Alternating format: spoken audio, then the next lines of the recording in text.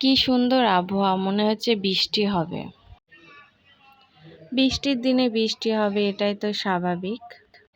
দুপুরে রান্না করব, তার জন্য রান্না করতে চলে আসলাম। আজকে পুঁই শাক দিয়ে মিষ্টি কুমড়া চচ্চড়ি রান্না করব। মিষ্টি কুমড়া দিয়ে পুঁই শাকের চচ্চড়ি আমাদের পরিবারের সবার প্রিয়। হ্যালো এভরিওয়ান, আসসালামু আলাইকুম। সবাই কেমন আছেন? আলহামদুলিল্লাহ, আমি অনেক ভালো আছি। এই রান্নাটা আমি বলতে পারবো না কে কিভাবে চিনে, তবে উত্তরবঙ্গের মানুষ হয়তোবা চিনবে। মিষ্টি কুমড়ার রান্না আমার পছন্দ না, যদি পুঁই শাক দিয়ে এই চচ্চড়িটা রান্না করা যায় তাহলেই ভালো লাগে। রান্না করতে করতে খিদা লেগে গেল, পরে একটা পিঠা ছিল, ওটা খেয়ে নিলাম।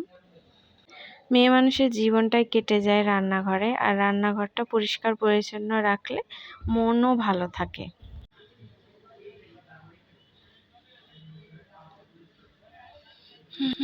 আমার আবার গরম গরম ভাতের সাথে পেঁয়াজুটা খেতে খুবই ভালো লাগে, তার জন্য একটু বেটে নিছি। চচ্চড়ির পাশাপাশি আজকে পেঁয়াজুর আইটেমটাও থাকবে রান্নাতে। গরম গরম ভাতের সাথে পেঁয়াজু সবজি মানে এগুলো থাকবে, এগুলো দিয়ে কিন্তু পেট ভরে খাওয়া যায়। সব দিনে যে মাছ মাংস খাইতে হবে তা কোনো কথা না। রান্না বান্না কমপ্লিট করে আমি ভাত খাইতে বসে গেছি। আমি যেহেতু একবারই ভাত খাই, তার জন্য তৃপ্তি সহকারে খাওয়াটাই পছন্দ করি।